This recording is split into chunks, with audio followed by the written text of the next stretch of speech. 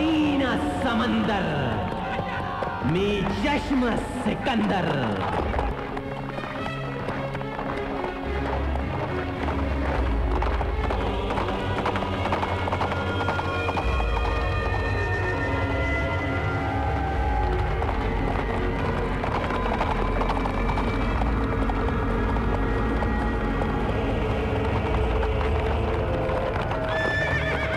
दवाई ना समंदर मी चश्म सिकंदर। रुक जाए समंदर देखे जो सिकंदर, देखे जो सिकंदर, देखे जो सिकंदर।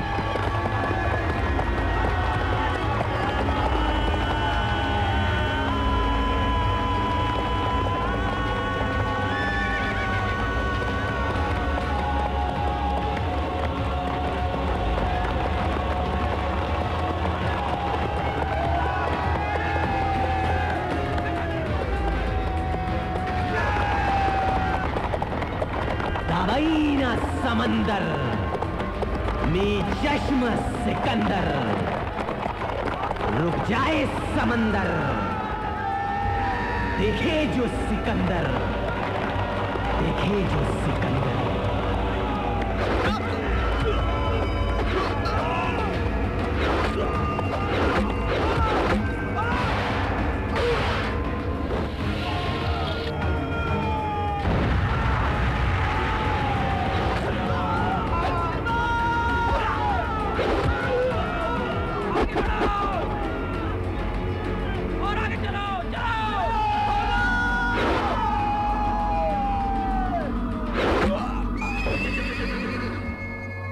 हिंदुस्तान के अजीम शहंशाह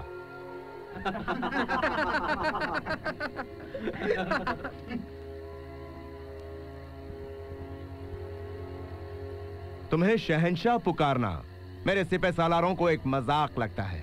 कहो तुम्हारे साथ क्या सुलूक किया जाए? वही जो एक शहंशाह को दूसरे शहंशाह के साथ करना चाहिए। तुम अब भी अपने आप को बादशाह समझते हो? हाँ, तुम में और मुझ में सिर्फ फर्क इतना है कि तुम जीते हुए बादशाह और मैं हारा हुआ। अगर तुम्हारी जगह हम और हमारी जगह तुम होते तो क्या करते? यह सत्ता मैंने तुम्हारी तरह यूं ही अकारण हासिल नहीं की है, किंतु मैं तुम्हारा शत्रु हूं, इसलिए तुम्हें मुझे मृत्युदंड देना होगा। तो ठीक है, फैसला हो गया। हम तुम्हें मृत्युदंड देते हैं क्योंकि तुम हमारे शत्रु हो। हमने अपने शत्रु को मृत्युदंड दिया है क्योंकि कल तक पोरस हमारा शत्रु था, लेकिन आज पोरस हमारा दोस्त है और हम उसकी तरफ दोस्ती का हाथ बढ़ाते हैं।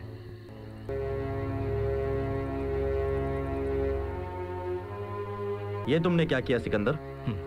वही जो एक शहंशाह दूसरे शहंशाह के साथ करता है।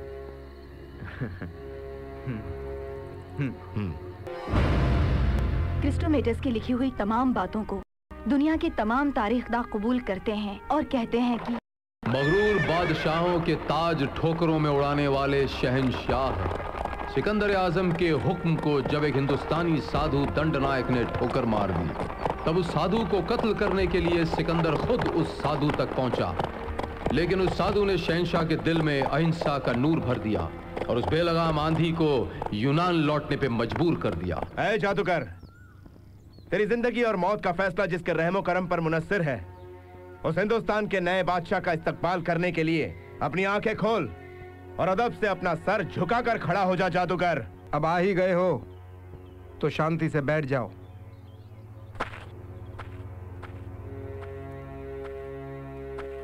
तुझ जैसे जादूगर की इतनी औकात कहां है कि वो बादशाहों के बादशाह सिकंदर के सामने बैठ सके? तुम ठीक कहते हो सिकंदर।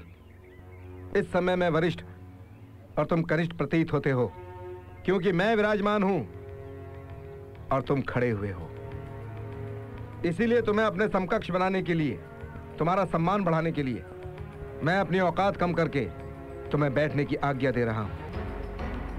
परंतु आर्यावर्त की परंपरा अनुसार अतिथि सत्कार के लिए मैं स्वयं खड़ा हो जाता हूं। ये जानते हुए भी कि तुम्हारे इस महान देश पर जिस सिकंदर की हुकूमत कायम हो चुकी है वो तुम्हारे सामने खड़ा है, फिर भी तुम्हें उसका खौफ नहीं है। मैं तुम्हारी बहादुरी की दाद देता हूं। मेरे हुक्म पर मेरे रूबरू हाजिर होने से इनकार करके तुमने जो गुनाह किया है उसके लिए मैं तुम्हें सजाए मौत भी दे सकता हूँ। और मेरी इच्छा अनुसार मेरे समक्ष उपस्थित होकर सच पूछो तो मेरी आज्ञा का पालन किया है, जिसके लिए मैं तुम्हारे बहुत सारे अपराध क्षमा कर सकता हूँ।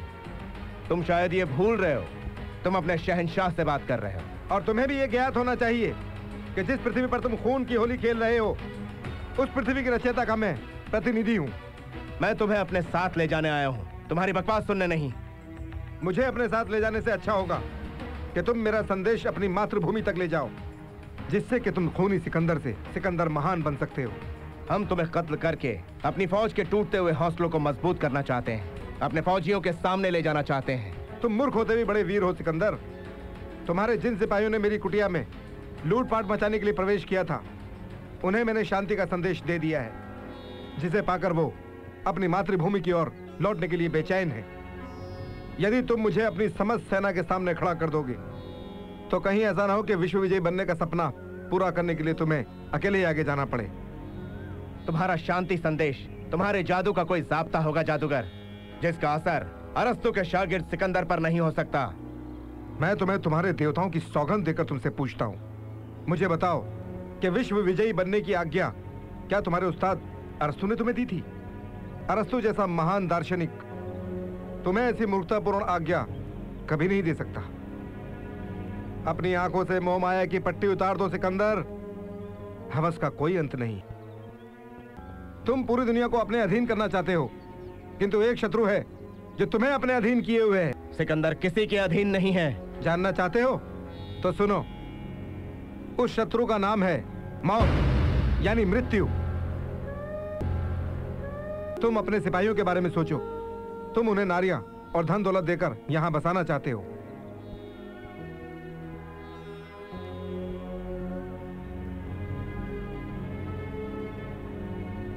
क्या सोच रहे हो बहादुर बादशाह? मैं तुम्हारा साथ देने के लिए, तुम्हारी सेना के साथ चलने के लिए और तुम्हारा दास बनने के लिए तैयार हूं, लेकिन तब जब तक तुम अपने आप को मौत की गुलामी से आजाद नहीं करा लेते, केवल तब। मेरा नाम दंड नायक है। मैं मौत से नहीं डरता, बल्कि उसकी प्रतीक्षा करता हूं कि वो आए और मेरी आत्मा को परमात्मा से मिलाए। मैंने अपनी जिंदगी एक कुटिया में और मुट्ठी भर अनाज में गुजार दी है।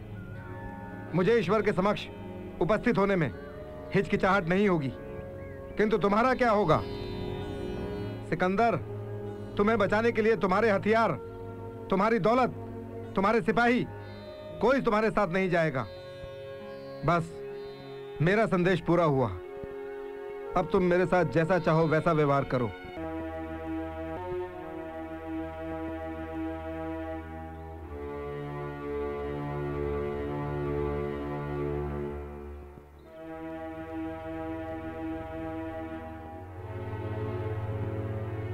ऐ हिंदुस्तानी फकीर, आज यूनान का सबसे ताकतवर और बहादुर बेटा अपने बारे में सोचकर बहुत ही खौफजदा और कमजोर महसूस कर रहा है।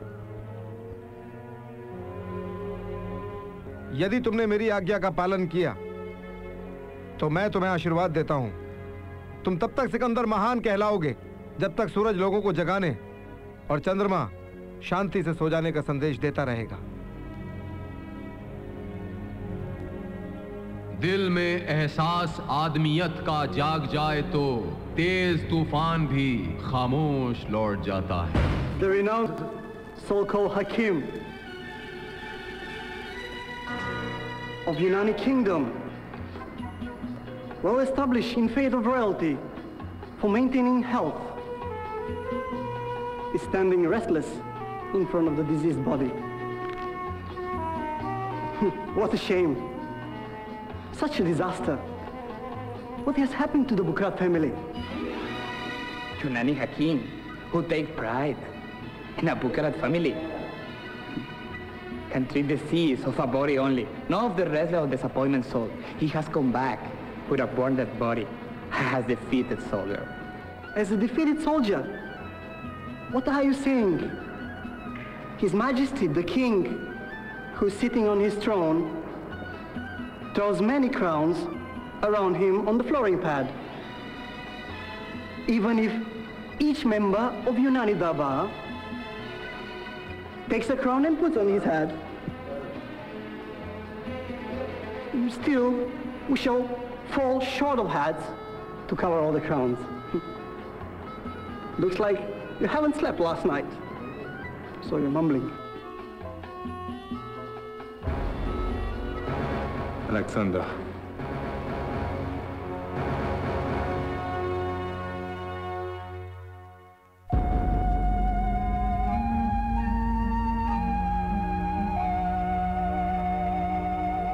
शहंशाह की तबीयत कैसी है?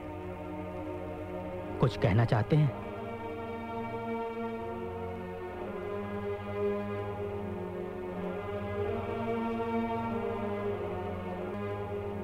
डायना और हरकुलस का उपासक, महान अरस्तु का शिष्य, यूनान का सबसे ताकतवर और बहादुर बेटा, उस मुल्क पर यूनानी परचम लहराने की हिम्मत नहीं जुटा पाया जहां सीनों में ऐसी मोहब्बत की लौ जलती है जिसे छूते ही सिपाही की तलवार मोम की तरह पिघलने लगती है, जहां मंदिरों में बजने वाली घंटियों की आवाजें मैदाने जंग में दौड़ते हुए घोड़ों के टापों की आवाजों को खामोश कर देती है। उस मुल्क का नाम है हिंदुस्तान। ये वो मुल्क है जो सिपाही को साधु और साधु को शहंशाह बनाने की ताकत रखता है।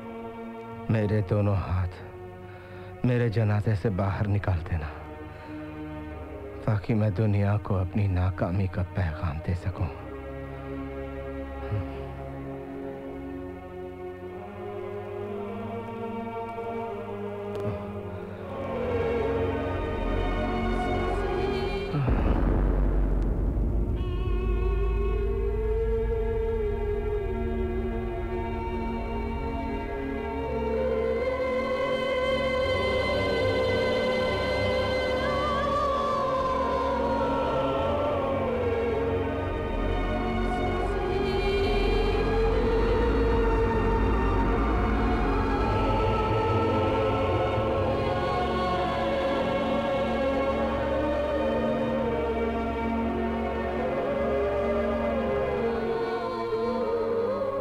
यूनान का बहादुर जाबाज बेटा, कई मुल्कों का शहंशाह, आज इस दुनिया से रुखसत हो गया, लेकिन जाते जाते उसने अपने आप को नाकाम बता दिया। यही उसकी सबसे बड़ी महानता थी। सिकंदर, तुम्हारी अजमत को सारी दुनिया, सारा यूनान सलाम करती है।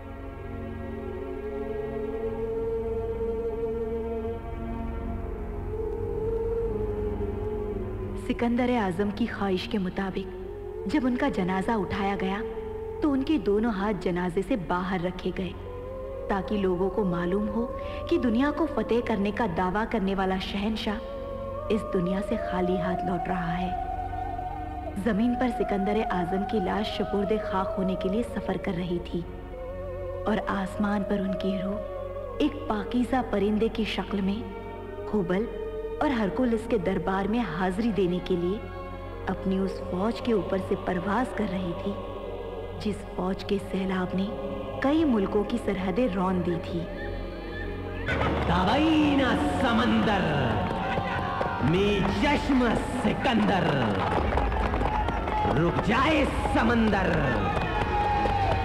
देखे जो सिकंदर, देखे जो सिकंदर, देखे जो सिकंदर।